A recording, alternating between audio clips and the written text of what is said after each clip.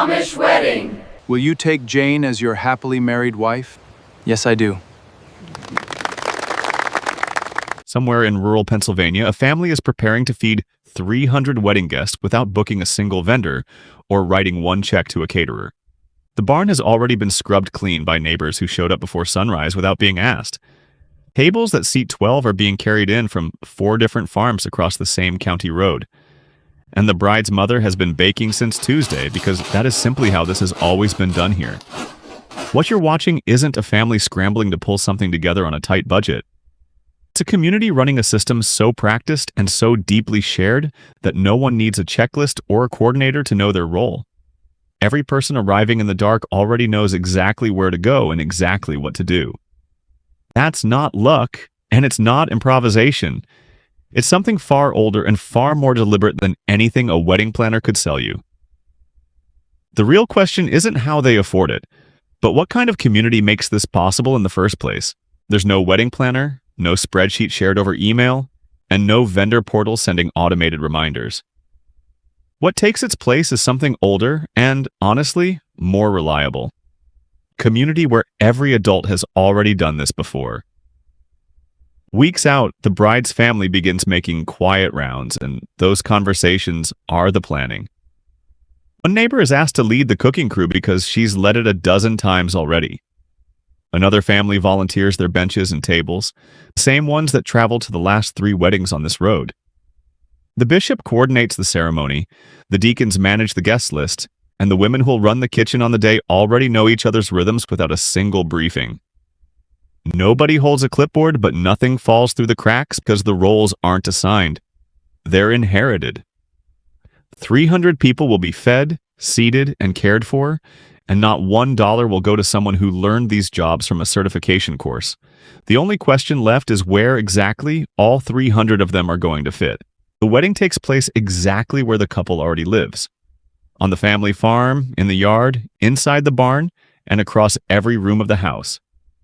There's no booking fee, no deposit, no contract with a venue coordinator who has never met the family. What there is instead is a community that looks at an ordinary farmstead and sees a hall that simply hasn't been arranged yet. In the weeks before the wedding, neighbors arrive and the transformation begins. The barn gets swept clean from the loft to the floor. The yard gets leveled and cleared of anything that doesn't belong. Furniture moves out of the house entirely because every interior room becomes part of the dining floor. The kitchen stays the kitchen, but it stops being a family kitchen and becomes something closer to a professional operation. Neighboring properties fold into the plan too, so the footprint quietly expands beyond any single fence line. What looked like a modest homestead can seat 300 people, because 300 people helped build it into one. Seating 300 people requires more furniture than most families will ever own in a lifetime. So where does it all come from? The answer starts with something called the church bench wagon, a dedicated trailer that travels between Amish homes carrying the wooden benches used at every district church service. When a wedding is announced, that wagon rolls to the bride's family farm, and the benches come off first. But benches alone won't seat 300 guests through a full meal, so neighboring families load their own tables and folding equipment onto flatbeds and bring them over without being asked twice. 4 farms might contribute before the week is out, and every piece arrives with someone who knows exactly how it fits together. Tents go up in the yard to shelter the overflow, staked by the same men who will be back to take them down on Monday. Nothing is rented, nothing is contracted, and not a single invoice changes hands. What you're watching is a community treating one family's biggest day as a problem they already solved. Together. The only question left is who's going to cook for all of them. Food for an Amish wedding doesn't come from a catering truck. It comes from the kitchens of your neighbors. Weeks before the wedding day, a team of women called the Kochfraue, the cooking women, are chosen by the bride's family to lead the effort. These aren't hired professionals. They're experienced community members who've run this operation before, sometimes dozens of times. Planning starts as early as 2 weeks out with lists drawn up for every dish, every quantity, every woman assigned to a task. The numbers they're working with are staggering.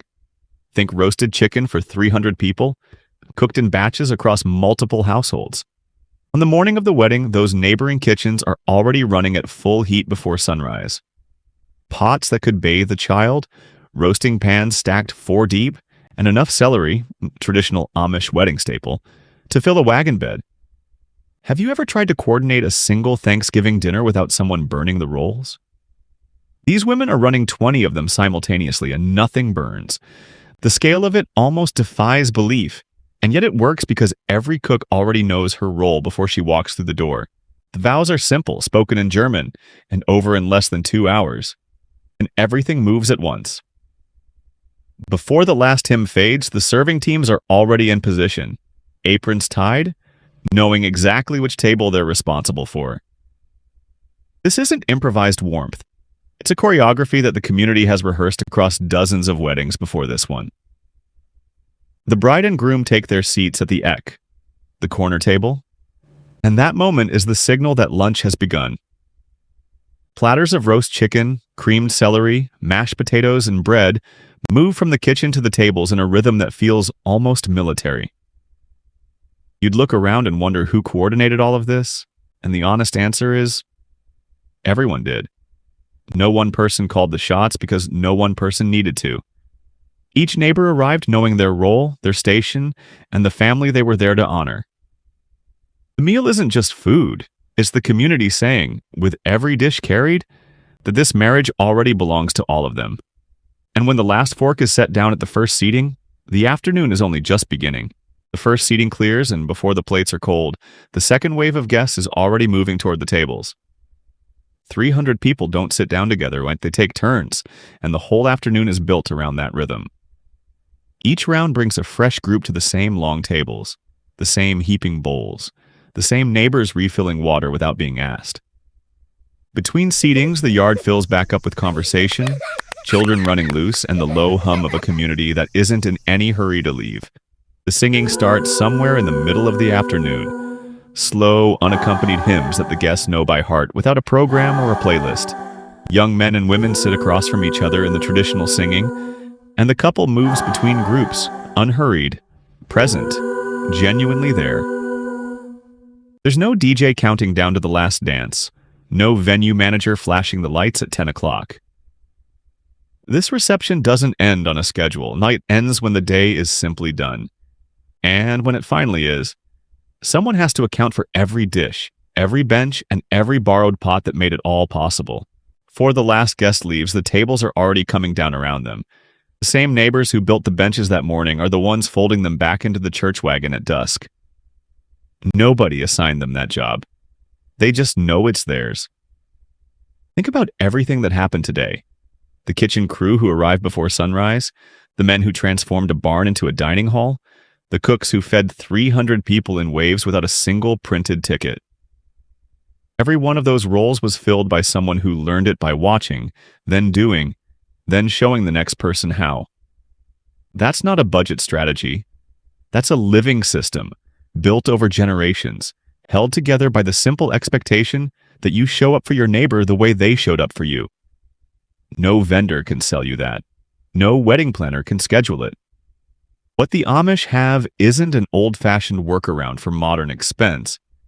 It's a form of wealth most of us quietly stopped building.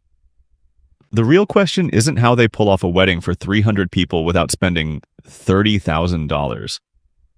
The real question is what your community could still do. If everyone simply decided to show up,